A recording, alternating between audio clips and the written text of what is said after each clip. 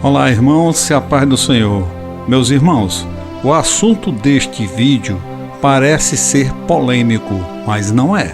É um alerta o que está acontecendo em muitos países do mundo e que pode levar a população ordeira e defensora dos bons costumes à ruína. E tudo tem a ver com a tentativa de extinção do povo de Deus. As pessoas menos avisadas e até mal instruídas reproduzem certos valores que eles acreditam ser cristãos, mas não são. São valores pregados por pessoas que querem dominar as outras com a intenção bem definida de implantar um sistema que não deu certo em lugar nenhum do mundo.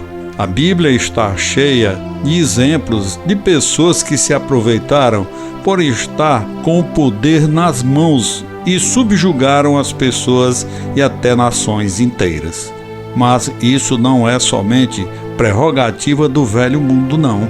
Mas no mundo moderno é usado abertamente como direito daqueles que governam e têm intenções de domínio de outras pessoas.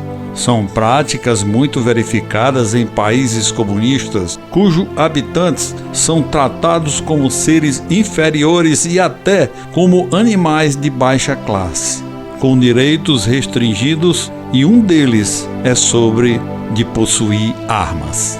Meus irmãos, esse assunto eu posso falar com muita segurança por ter uma longa experiência com esse objeto, com intenso treinamento por força da lei e necessidade primária que todo ser humano deve ter de promover segurança pessoal e da sua família.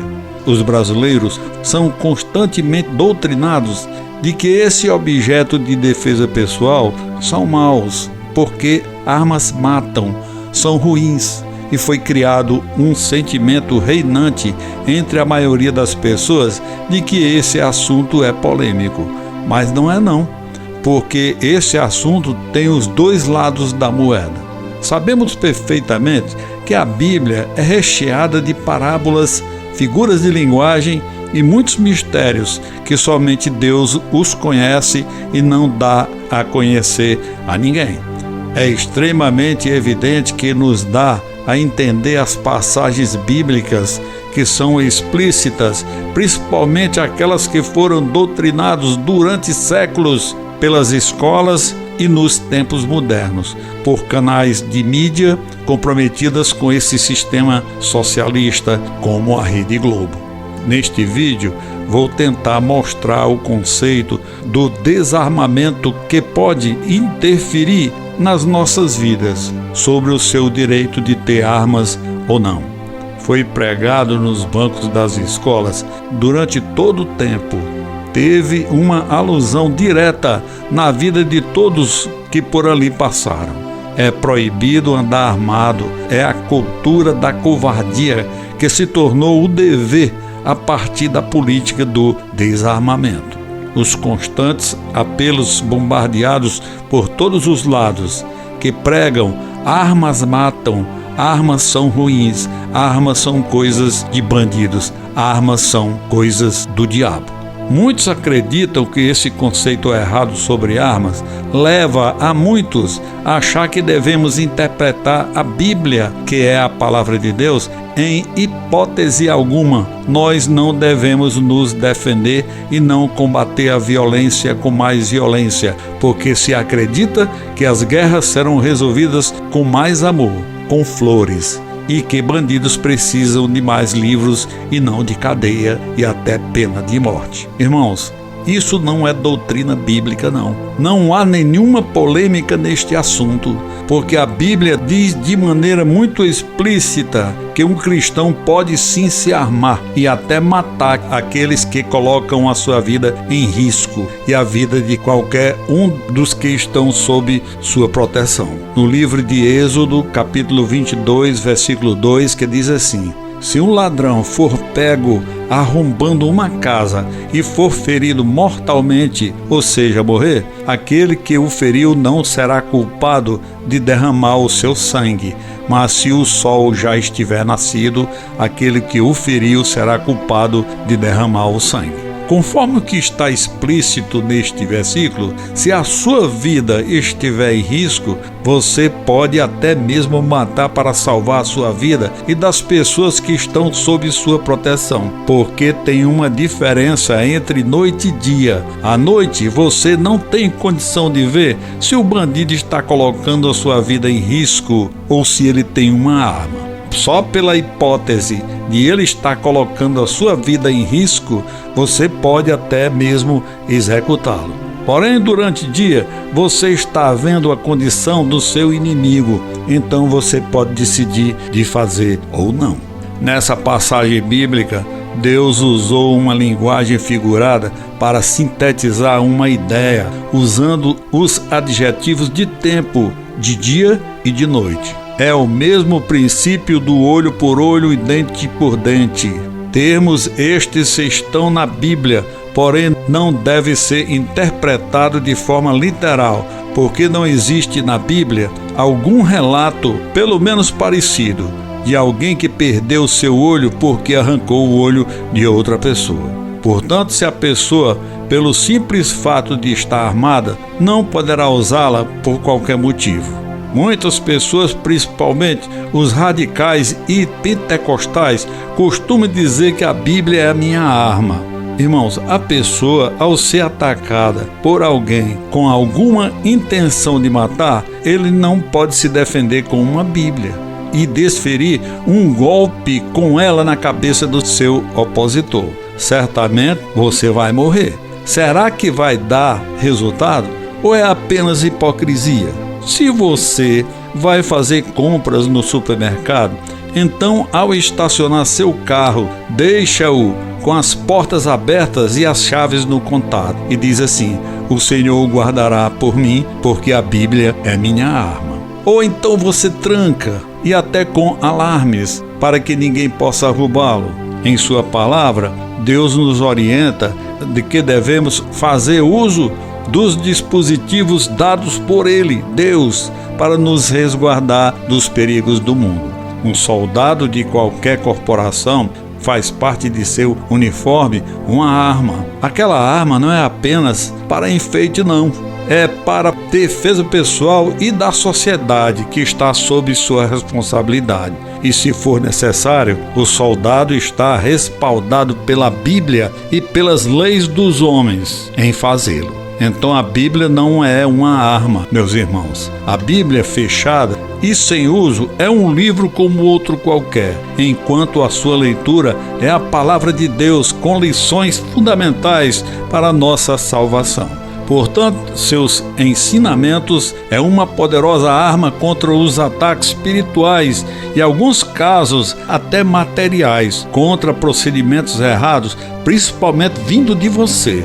Intitular a Bíblia como uma arma contra agressores é hipocrisia, é uma grande covardia. No livro de Samuel, capítulo 13, versículo 19, que diz assim: ora, em toda a terra de Israel não se achava um só ferreiro, porque os filisteus tinham dito: não façam os hebreus para si nem espada nem lança. Irmãos, quando Deus quer abençoar um povo, Ele permite que o povo se defenda. Quando Deus quer manifestar a sua ira em relação a esse povo, Ele permite que os seus inimigos não deixem se defender.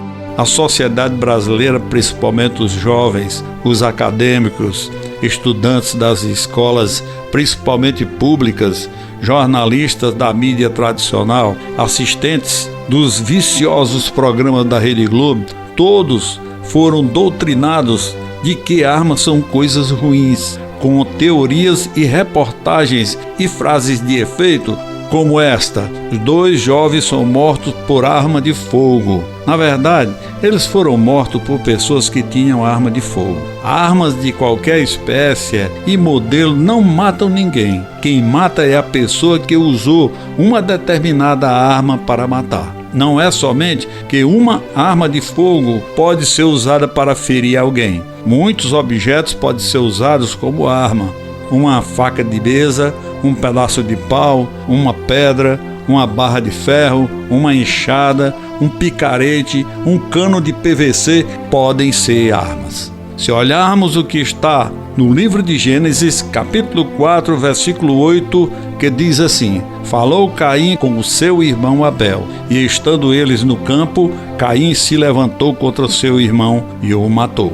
Este versículo dá conta de que foi o primeiro homicídio da história da humanidade. Aí eu pergunto, qual arma que Caim usou para matar Abel? Se naquela época não existia nenhuma arma convencional que conhecemos, certamente ele usou uma pedra. A vida inteira as pessoas vão assimilando um pensamento e até uma convicção de que a arma é ruim porque mata. Quem não se lembra do caso do bandido psicopata Lázaro, que na sua fuga da polícia, que se estendeu por 20 dias após o criminoso invadir uma residência de Ceilândia, na região metropolitana de Brasília, e matar uma família de 4 pessoas e acabou morto em um confronto com a polícia. Em sua fuga, foram dias de pânico na região de Cocalzinho, em Goiás, que fizeram moradores abandonarem suas casas e comerciantes fecharam suas portas. Entrou em muitas propriedades, roubando dinheiro e comida, estuprando mulheres e crianças. Mas quando tentou entrar em um pequeno sítio, o caseiro armado com uma simples espingarda, ele desistiu e foi embora. No livro de João, capítulo 2, versículo 15, que diz assim: e tendo feito um azorrague de cordas, lançou todos fora do templo, bem como as ovelhas e os bois, e espalhou o dinheiro dos cambistas e virou-lhes as mesas. Irmãos, azorrague é uma arma branca extremamente violenta, com bolas de metal e pedaços de osso. Extremamente agressivo, Jesus pega um azorrague açoitando a todos os vendilhões do templo. Então, se você falar que um cristão empunhar uma arma é pecado, você estaria dizendo que Jesus pecou. Se Jesus teve que cumprir toda a lei para nos salvar, portanto, se é errado perante a lei de Deus colocar uma arma na mão, Jesus pecou. Então estamos todos perdidos, porque Jesus está com as mãos sujas porque pegou em uma arma. Essa ideia é uma aberração, simplesmente ridícula, infantil. Só tem uma explicação para esse entendimento: anos a fio sendo doutrinados por aqueles que querem te dominar. Em outros países comunistas foi assim. Antes desarmou a todos e depois os dominou, como um rebanho de ovelhas mansas que estão sendo conduzidas ao abate, sem direito nem de protestar. Desde que o desarmamento foi implantado no Brasil, o número de mortes aumentou. Nos Estados Unidos, em 1999, foram mortas 1.260 crianças em acidentes de trânsito, atropeladas, queimadas, afogadas em até banheiras em suas casas, e nenhuma por mortes de arma de fogo. Com argumentos na ponta da língua, alguém que afirma que os Estados Unidos é um país mais civilizado. E na verdade é. A segunda emenda da Constituição dos Estados Unidos, falando sobre o direito de ter armas, que diz assim: sendo necessário a segurança de um Estado livre, a existência de uma milícia, não é apenas armada, mas uma milícia bem organizada, para garantir o direito do povo de possuir armas, a qual não poderá ser infringido. Esta emenda à Constituição americana não está falando apenas de ter armas para lutar contra bandidos. Ele está falando de ter armas para lutar contra o Estado, um Estado livre. Para que exista um Estado livre, é necessário que o povo tenha armas, necessário que o povo fique bem armado. Em uma ocasião, o presidente americano George Washington disse: um povo livre precisa estar armado. Toda ditadura começa com o desarmamento. Nós é que somos muitos atrasados e tudo funciona ao contrário. Nos Estados Unidos, são executados com penas de morte, ou pelo menos são apenados com prisão perpétua todos aqueles que atentam contra a vida e os bons costumes. Aqui no Brasil funciona ao contrário. Os bandidos mais perigosos e ricos não são nem presos e, quando vão, gozam de muitos privilégios que 90% da população nunca conheceu.